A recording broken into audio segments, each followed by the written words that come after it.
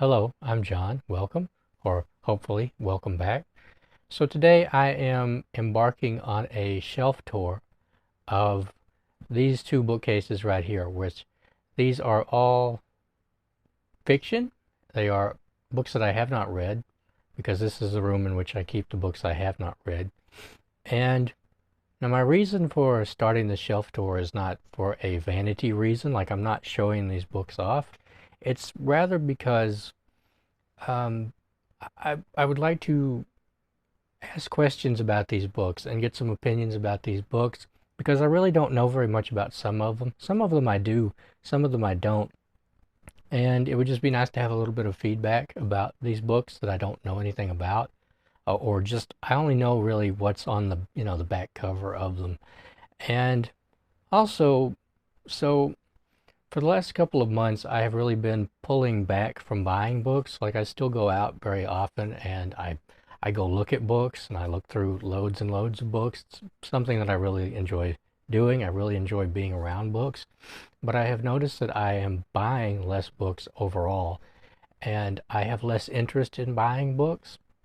I really like to go out and see what's out there, but I have found that even when I find interesting books, I think, well, I need to get to the books that I have. I'll buy this later. I think I can get this later.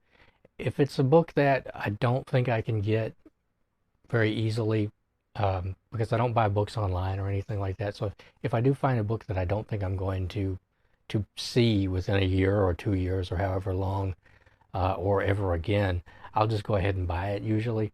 But I've really been pulling back from that. And so my second reason for doing this is that I just want to shop my shelves. I want to remind myself of what books I already have and maybe get interested in reading them again, because I did buy all these with the intention of reading them and not just to have them on a shelf.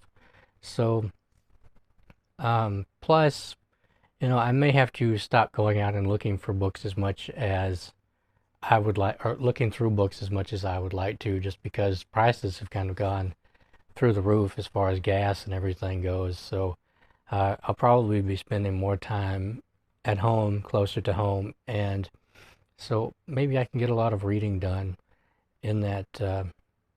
Maybe try to make lemonade out of lemons or whatever. So also, I'm having a really rough time with allergies today, the last couple of days. Like, everything is pollinating, and so I'm going to try to make it through this. All right, I've rambled on enough about that. So we're just going to start with this shelf right here. You can see I took all the books down, and if you're wondering, there are some books up here still, but they are books that I've shown very recently. So they're like John Gardner, 007 James Bond books, and the Formula Foxfire, so like thrillers. And I've shown them fairly recently. And anyway, here we go. So the first book is the Collected Stories of Eudora Welty. I have never read anything by Eudora Welty, I don't think, except I think that she wrote a couple of horror stories that were in anthologies. So I think I have actually read something by Eudora Welty, but I've never read, uh, I haven't read very much. Now, I've heard mixed things about Eudora Welty, in that a lot of people say that she's really great, but there's that reading guy, I think he tried to read Eudora Welty short stories a while back, and they just were not his cup of tea. And I kind of have the feeling that if he didn't like them, then I may not like them either. So, um, yeah, like I said, I would love to hear your thoughts on any of these books. But I really like short stories. It's just that my I tend to shy away from reading literature. I tend to shy away from reading novels and short stories that are closer to real life, just because I tend to prefer my fiction to be a little bit outrageous, and I read quite a bit of nonfiction, and so I have just never really liked fiction that is very close to being nonfiction. I guess I should say. Got to figure out where I'm going to put these things.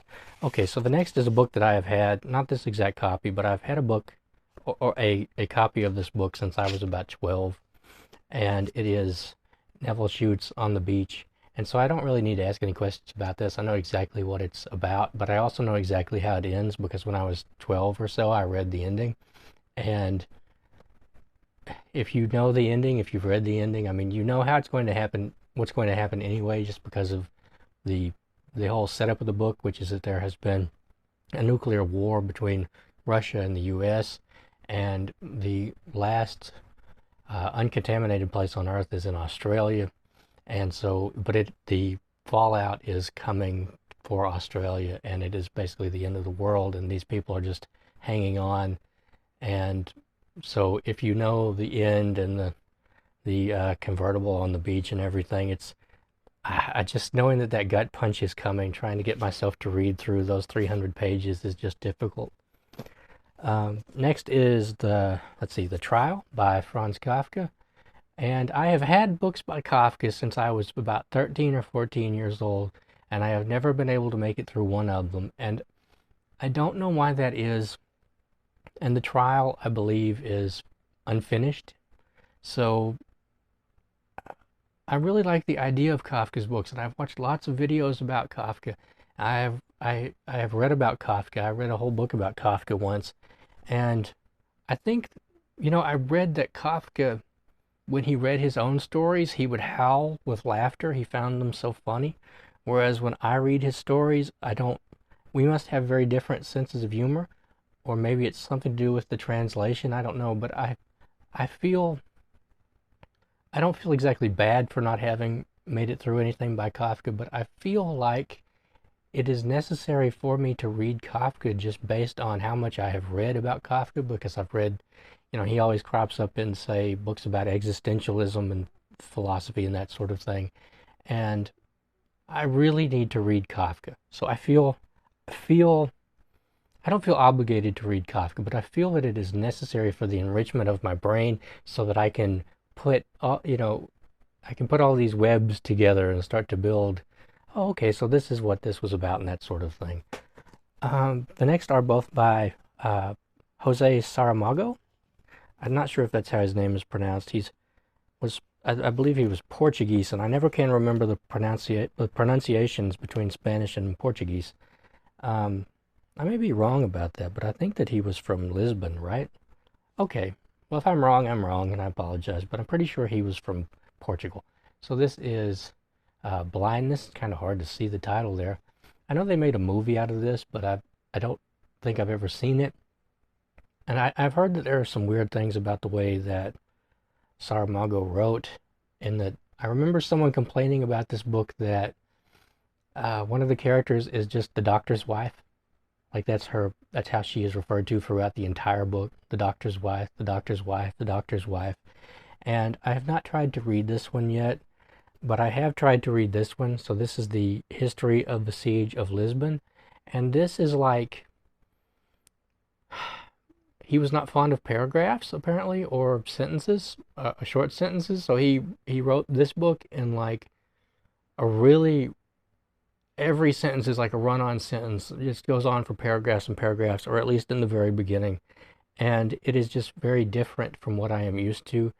And I like the idea of reading these books, but it is sometimes hard for me to make that hurdle over into something very different from what I am used to.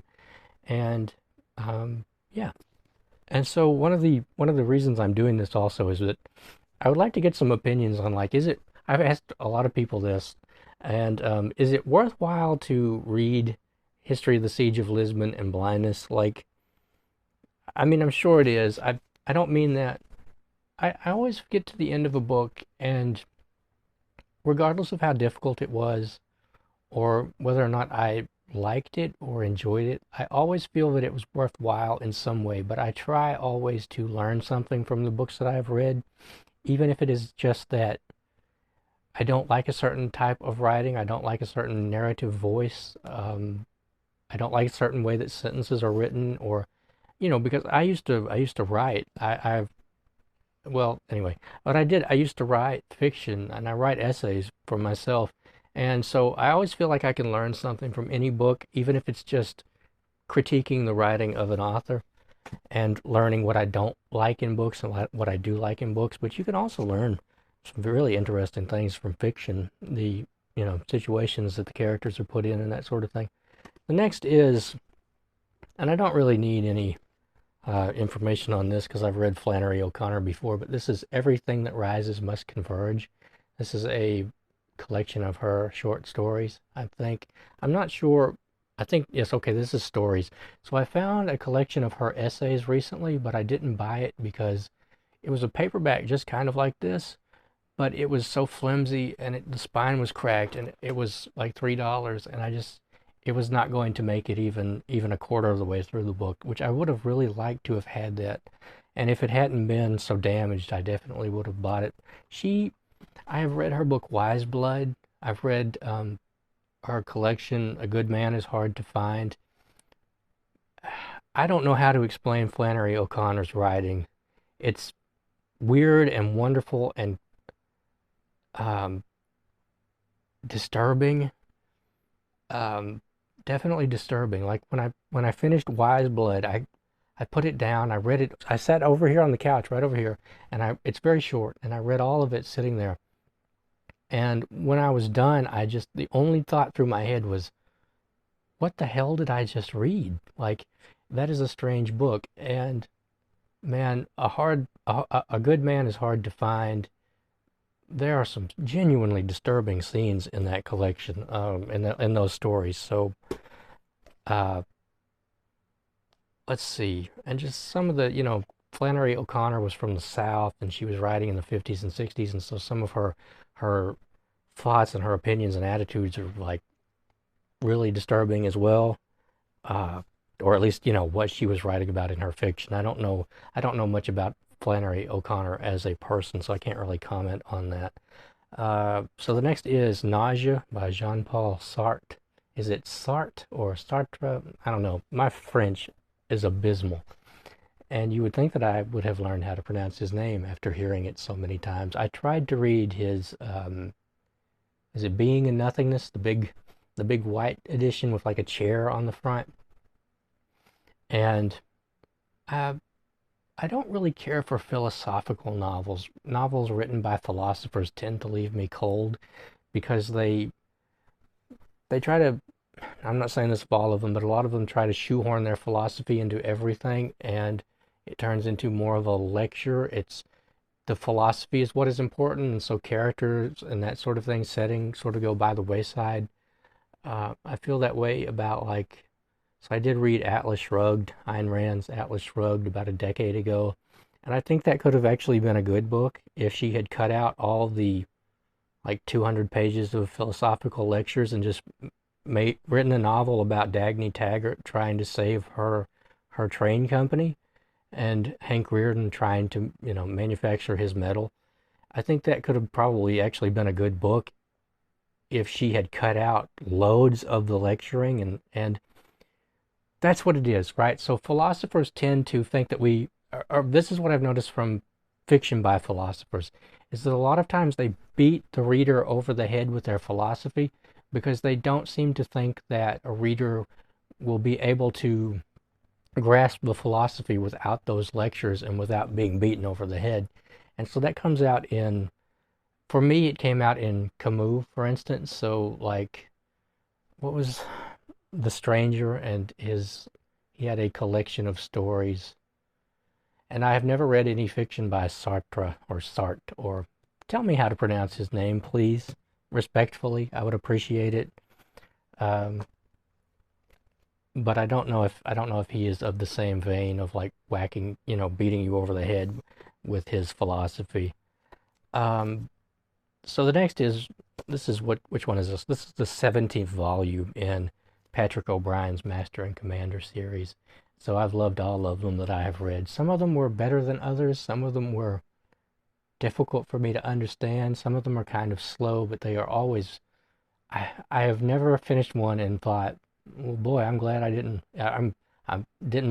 shouldn't have read that. You know what I mean? I'm always glad to have finished one of these books. And at this rate, I'm reading about one a year just because I'm nearing the end of this series. And I don't want it to end. I do not want this series to end, but it does end. and the last book is unfinished. And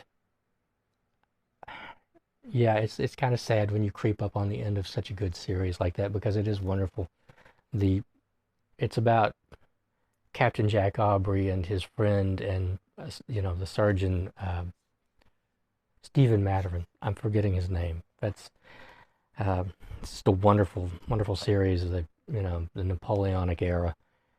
And here is this one is kind of in a this is probably doesn't even belong on the shelf, but this is Haunted Ohio by Chris Woodyard.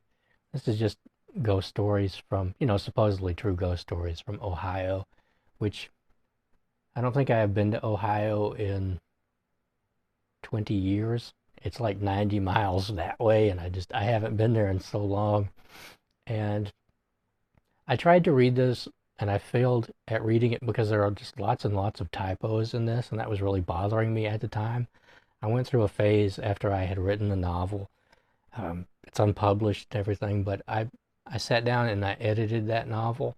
And so I went through a phase where I was editing everything that I read, and typos were just driving me crazy at that time. This was quite a while before I had a Booktube channel or even knew that Booktube existed. And like I said, Booktube really freed me from that mindset of being the editor and tearing apart everything I read. And I am so glad that it did, because it's nice to be able to just enjoy reading again and not turn it into a job or anything like that. So, or just not to have that editor's voice in my head all the time. So the next book is Hunter S. Thompson's The Rum Diary.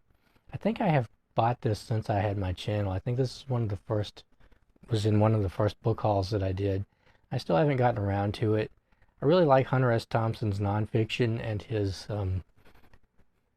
well, he probably had a tendency to weave a little bit of fiction into his nonfiction, I would say, especially in like Fear and Loathing in Las Vegas, which I really enjoyed that book. I like that movie. I like that book very much. I've read it several times. But I didn't care for the film of The Rum Diary, and I don't know why I haven't gotten around to reading this. I would hate to think that the movie has kept me from reading it. I think it may just be that as I get older, I sort of move further and further away from Hunter S. Thompson's mindset. And so I know the main character in this does a lot of drinking and that sort of thing, and I don't drink anymore. It's not like for any particular reason. I just don't have any desire to drink anymore at all. Whereas when I was young, I drank a lot and did a lot of other things, and I don't even identify with that person I used to be anymore. So here is Henry Williamson's A Test to Destruction. I bought this about 3 or 4 months ago, so I've shown this on the channel. This is about a family's experience during World War I. From what I understand, this is part of a really long series. I don't think that you would have to have read those other books to read this one, by the way, it seems. So the son is off in France fighting the Germans, and then his mother and the rest of his family is back home. I really enjoy fiction of the First World War, and I just plain haven't gotten around to that one yet. It's those big family dramas. Like I said, I enjoy fiction that is away from reality, right? So that's why I used to really get along with horror. I don't really get along with horror as well as I used to, and I am sort of moving more towards realistic fiction, but there's a part of me that is resisting, right? There's a part of me that is resisting. And I know that I bought this next one probably on I think I bought this in September. It's like a month after I started my channel, 2 months after I started my channel. So a year and a half ago. It is Empire of the Sun by J.G. Ballard. And I think I have resisted reading this one for the simple reason that I haven't read anything by Ballard yet that resonated with me. So I read a collection of his short stories, and it included the one about the island that was involved in nuclear weapons tests. I can't remember the name of that story. I've heard a lot of people talk about it, but it's been quite a while. And also I read his book Concrete Island, which I really actually enjoyed that book, but it was just so weird. And it's about a guy who wrecks his car on this like motorway in Britain, and he lives there's like a big like unused patch in between all these roads, and the road is so dangerous that he can't, like, no one can come help him. He can't get out of this patch. Like, other people live on it too, and he tries to go up to the roadway to, like, you know, hitch a ride, and he almost gets run over every time. So he just lives on this patch of grass and old tires and garbage. And it was a really weird book. Like, he can't get out on one side because there's a huge fence, and then there are tires on the other side. But there's this like young woman who lives there, and she can get out, in and out all the time, but she won't show him how to leave. I don't know. It was a really weird. It's a really weird book. I should reread that again sometime just because it was so odd. Here is Richard Bradford's Red Sky at Morning, which I really don't know anything about this beyond this little paragraph here. The classic coming-of-age story set during World War II about the enduring spirit of youth and the values in life that count. So that's it. That's the complete description of this book. For some reason, I got it in my mind that this is a comedy, like very comedic in some ways, but I don't know if that's true or not. I think does it take place in the Midwest? I have no idea. If you know, I would love to know, or love to hear about it. So the next is The Great Santini by Pat Conroy. And I do know a little bit about this. I know that this is based on Pat Conroy's own family and his father. And so, like, the main character has a father who goes by, like, Bull Meacham. And he's a fighter pilot and all this other stuff, but his wife is cheating on him, and, like, everybody knows it. And I do know that this caused a huge rift between Pat Conroy and his father. And I remember reading that his father said, "Do you really hate me that much?" or something like that. And he has apparently written other books about people he knew and his family, and so I wonder if they ever worked that out, but I know he did alienate himself from his family pretty severely. Okay, so we're about halfway through here. And the next is The Night Train at Deoli and Other Stories by Ruskin Bond. I don't really ever hear anybody talk about Ruskin Bond. Like, I've heard his name, but not very often. These are just short stories about India, I believe. And let's see. Predominantly set in the beautiful hill country of Garhwal, where he has made his home for the last 25 years. So India is a fascinating place. It's got ups and downs, and you know, it's got everything, really. So this is from 1988. And there are quite a few stories, and I don't think I've read any of them, so if you know anything about Ruskin Bond, let me know. Now the next is by A.E. Ellis, which, just from reading on it, A.E. Ellis is a pseudonym. This is The Rack. This is a book I have never heard anyone talk about. I don't think. I think I might have seen this book on a shelf in the background of someone's video before, but they never talked about it. So this is about a person who winds up in a TB sanatorium. And so I can't help but wonder, is this like a knockoff of, is it The Magic Mountain by Thomas Mann? Or is this a good read on its own? Like, I don't know anything about it. I've never heard anyone talk about it.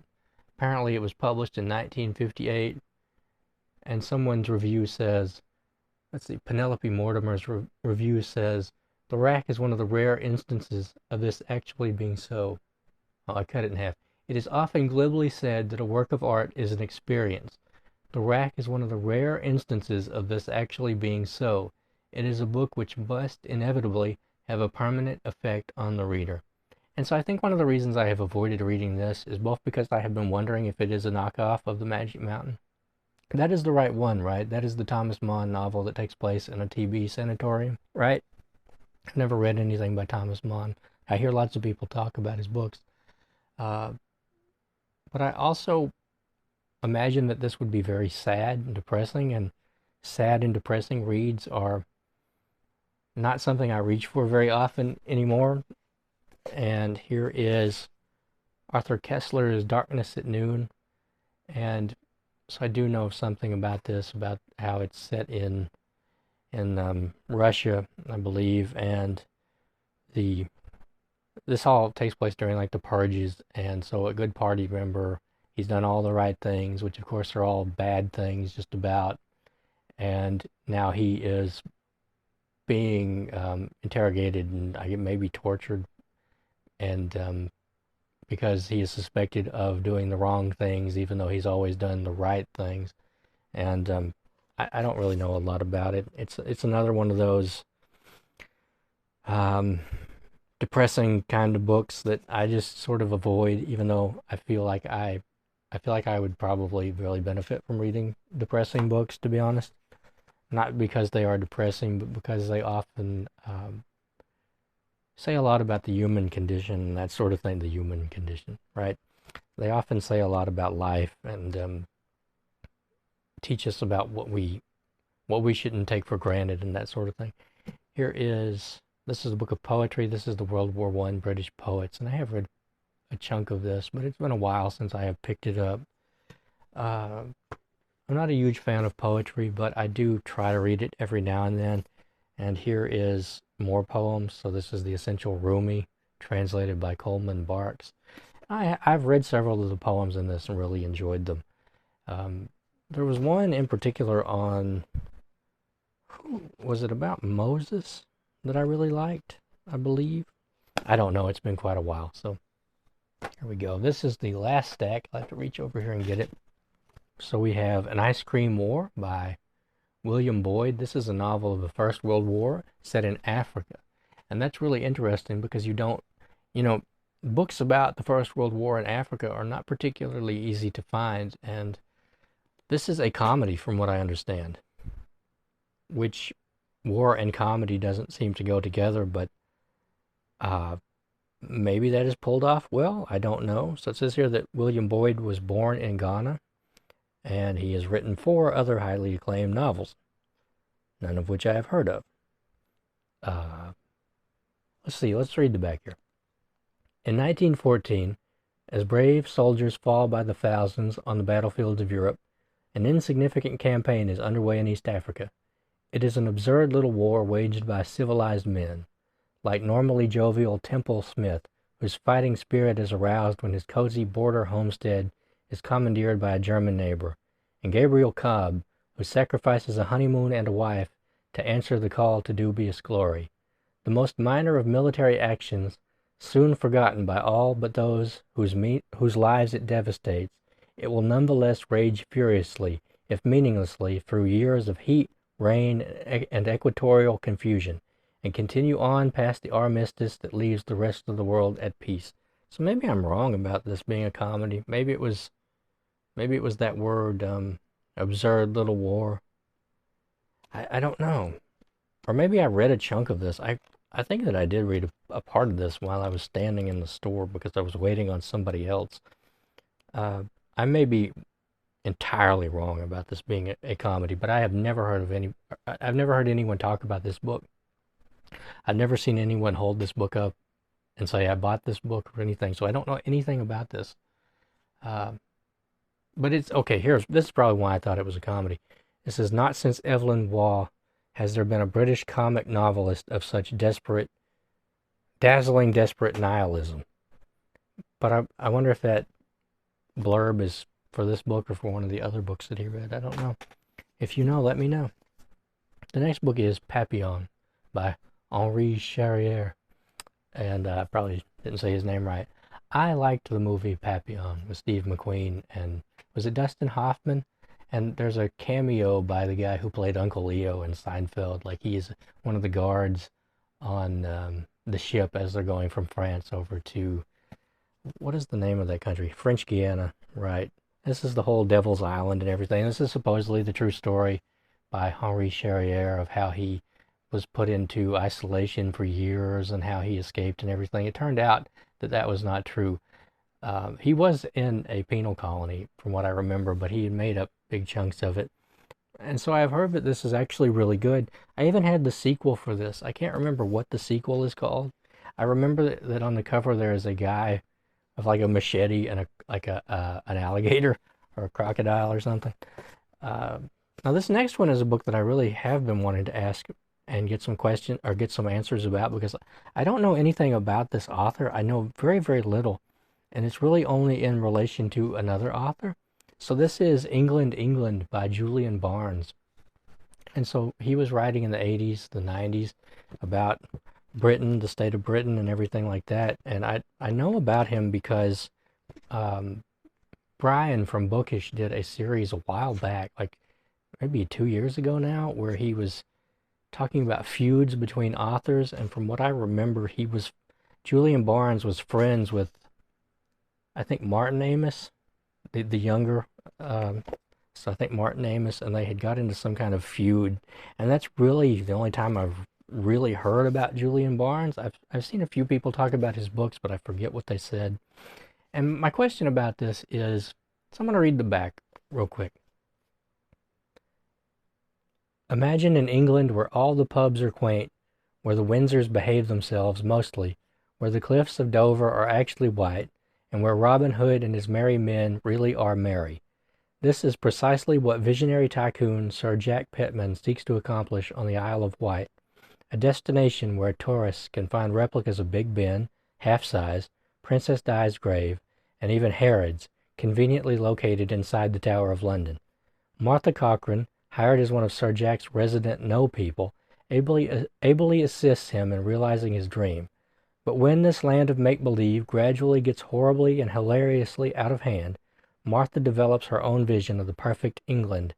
Julian Barnes delights us with a novel that is at once a philosophical inquiry, a burst of mischief, and a moving elegy about authenticity and nationality.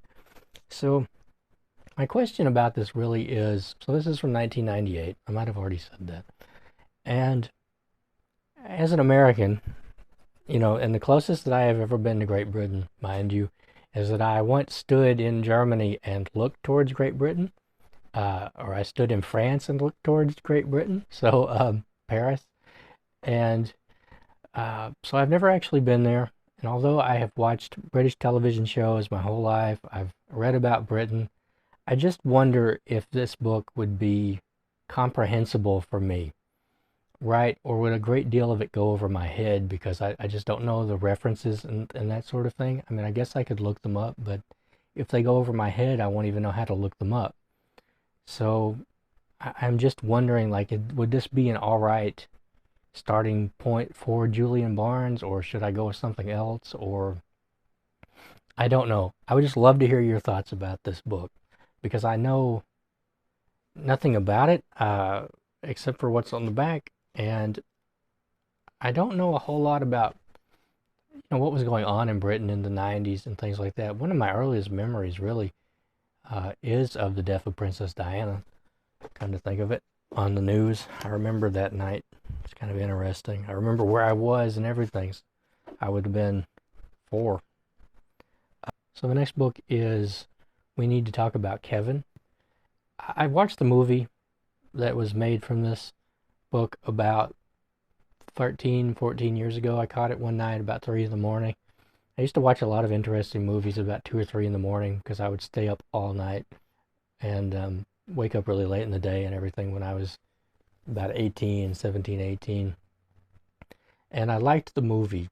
The movie was really an interesting look because it follows a mother whose son has committed like a school shooting or an atrocity. I think that the book is different from the movie just from reading the back cover.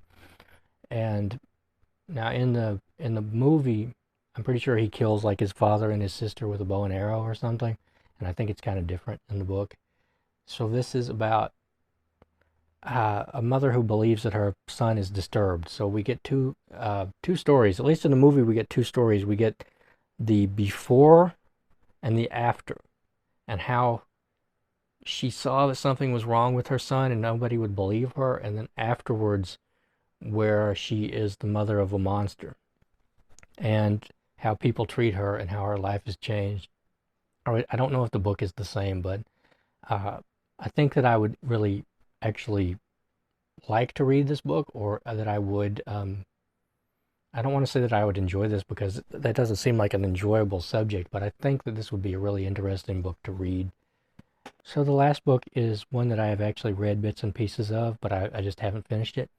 And it is Roald Dahl's Completely Unexpected Tales. I believe that Cliff from Cliff Start Gems has been talking about this book recently also. And so the first story I read in this book was about a man who is like addicted to gambling and he doesn't have any money, so he starts to gamble for digits like fingers and joints of his fingers, and some people at this resort like get caught up in his gambling.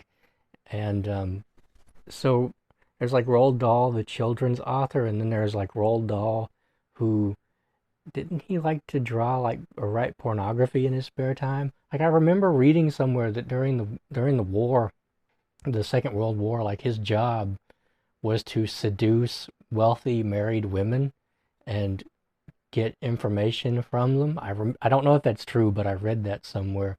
And I think I have only read his other book, James and the Giant Peach. I don't think I ever read Matilda or Charlie and the Chocolate Factory, which I would love to read those. I've just never found them. I don't tend to look in the children's sections like at Goodwill's or anything like that, the children's books, so I probably miss them all the time. But I would like to read those. Uh, and these stories are really interesting also. So I need to put this somewhere else actually. I need to put these short story collections in one place because I tend to read short stories. I like to read like one a day or one every other day or something. Or that's what I aspire to anyway. I usually go quite some time without actually reading a short story. Lately, I have been engaged in a rereading project where I am rereading the horror story collections that I read when I was younger and seeing if they still resonate with me. And that's been a mixed bag, and I actually need to make a video about a couple of those books that I have finished, come to think of it. And so anyway, I just need to put my short story collections on like one shelf or something, I think.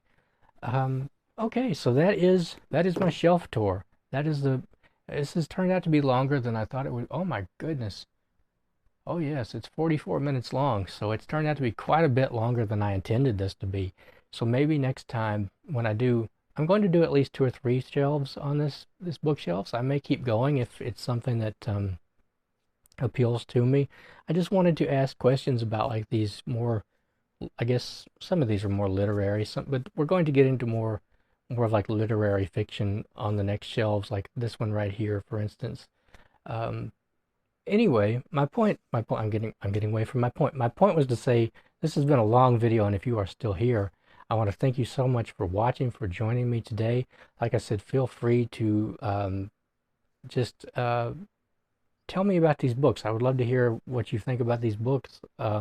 If you have read these books particularly, I would love to hear about them. And I will see you in the next video.